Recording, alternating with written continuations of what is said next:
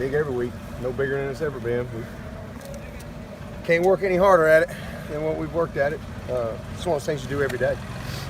But, you just reinforce the fundamentals and got a little extra time this week to do a little bit more drill work. But, these guys have been playing ball a long time. This isn't Pee Wee. These are grown young men. They know what they got to do. And so we just go back to work and play better next time. How's the intensity been this week, and what's the schedule going to be like the next few days? Well, it's been good. Monday we just kind of got back going and kind of got our mind back focused. They were off Sunday. We had a good light practice Monday, good meetings, long meetings.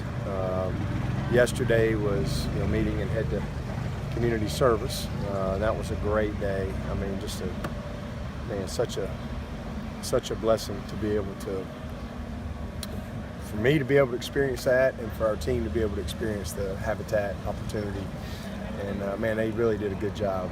Made that neighborhood, smile when we left, and it was great to be a part of that. And then today was a tough day, meetings and full pad practice. Got after it. A lot of individual, a lot of fundamental work. A good bit of good on good today. And a lot of good work, toward our next opponent. So just trying to get a good foundation this week in place, so that when we come back and we get plugged back in to practice on Monday, we're that much further ahead. It's not a normal week in that you're starting on Monday from scratch. So we got a good balance of things, doing a lot of self-evaluating, self-scouting, studying each other. So it's great to have a little extra time from a meeting standpoint where you're not pressed from a game plan standpoint to be able to do some of those other things. So it's good. Guys are healthy. Spirits are good. Tomorrow will be another tough. We're actually going to meet in the morning. We'll have some meetings in the morning and another good practice tomorrow afternoon, and they'll be off on Friday. Coaches are going to hit the road on Friday. I'm actually going to go up and spend a little time with the Skowski family. Looking forward to seeing James Friday. His mom and sister's funeral for his dad is this weekend. So just continue to keep them in our prayers. And so again, we'll have coaches out. I think we got a couple coaches going to be out on Saturday. Some of these schools that play on Saturday. But again, just recharging up, getting ready to roll, and see if we can make a strong 5-week run here to finish the season. What about Jalen Williams? I know you dressed him last week. Yeah. You think he's going to be ready to play full go on? Yeah, he was ready to play last week. He just wasn't really his type of game. It was more a Ryan Carter type of a game in there at nickel. It wasn't a lot of game. It wasn't much for Dorian either. Sometimes when you play that Sam backer position, you can get into some of these games where, you're not going to have as many snaps as others, just based on what they do, their personnel and stuff. But he was ready to play, and he'll be ready to go this week as well. He's practicing every day. How hard is it going to be, for Adrian Baker to see the field as well as those other corners have been playing? Well, it's going to be hard on him. The biggest thing for him is he's got to get his confidence back. It's just, he's back in practice, and right now he's working every day on scout team, because the biggest thing, because it's not like you just put a guy back out. We got some good players.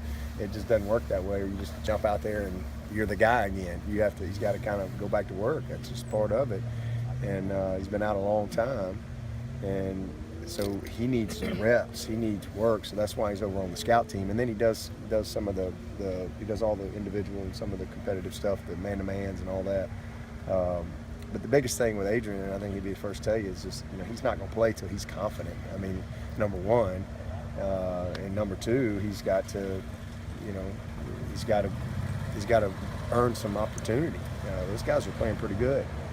And so that's just where he is. So he's cleared, and he's back in practice, but when he plays, I have no idea. But a lot of that is with him, and just him being totally confident that he can cut it loose. and that's not anything that anybody can control but him.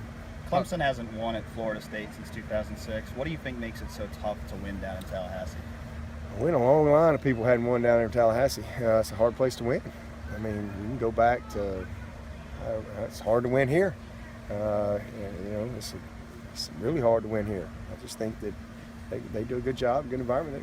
And what makes it so hard is they always got great players. They got great players and great coaches, and take pride in playing at home, and one of the best programs in the country year in and year out. So it's just a tough place to play. And I know since I've been the head coach, we ain't been able to finish. I mean, 2010, down there, I mean, those of you that were around here, we led the whole game, and had some miscues, missed some kicks, had a turnover on the goal line, and then we had a penalty on 3rd and forever, and you said it, not me, and which put them in position to kick a 55-yard field goal, I believe, in 2 seconds. So that was a tough one. And then we go back down there in 12 and had the lead. We just couldn't hold on to it. They were a better team than us. Couldn't hold on to it. Couldn't finish it in the fourth quarter when we needed to. And then in 14, I thought we were the better team, but the better team didn't win. They won, and it was a very disappointing day because again we had every opportunity to win the game, and we didn't, and they did. So just we've played hard. We've done about everything you can do but win, and it's not going to be any easier this trip. We're going to have to play very well to have a chance to beat these guys. There's no question. We got to obviously, it can't be. We got to take care of the ball. I mean, if we take care of the ball, we're going to be all right. We're going to have a chance. It's just really hard. I say that, but heck, we turn it over 5 times and still win. So I never say anything now. Who knows? It's crazy. But I got a lot of respect for them. They're still Florida State. The Louisville game was an enigma. I mean, that one got away quick and it was over. And, that's not a gauge. I've been on both sides of that too. I don't think you really can't measure anything from that. But North Carolina game comes down to a 54-yard kick. So this is a really good football team, and they've lost to 2 good teams. We'll get the best they got. We know that, but for us, it's about making sure that they get the best we got. Unrelated question. Mitch Hyatt said the other day that he felt like he struggled a little bit the first few games of the season. He feels like he's gotten better. How do you feel like he's performed so far this year? I think he's played great. I just think sometimes them guys got to act. They think they got to tell y'all something. They think they got to give y'all some kind of answer to make everybody feel. These guys have played good. They played outstanding. Mitch Hyatt's. I mean, he's not a robot. I mean, he's had some moments where he's missed a play here or there, but. He's played good. He played great last year too. He's 21-1 or something like that as a starting left tackle. You don't win 21 games with a bad left tackle. He's pretty damn good. I'll tell you that. But I understand he said that he was average or something like that, and that ain't the case. But again, I think some of these young guys dealing with y'all, they think they gotta tell y'all something. That ain't accurate. Do you feel like he has gotten better, though, with experience? Absolutely. He's stronger. He's bigger. He's more knowledgeable. He's more confident. This guy's blocked the best of the best with no help. The best of the best. So absolutely, he hasn't gotten worse. That's for sure. He's much improved. How's Wayne doing, and how much will those extra reps for those other running backs at practice help them? It's good. Wayne's doing good. He's doing really good. And we hadn't really had that opportunity. Wayne never misses.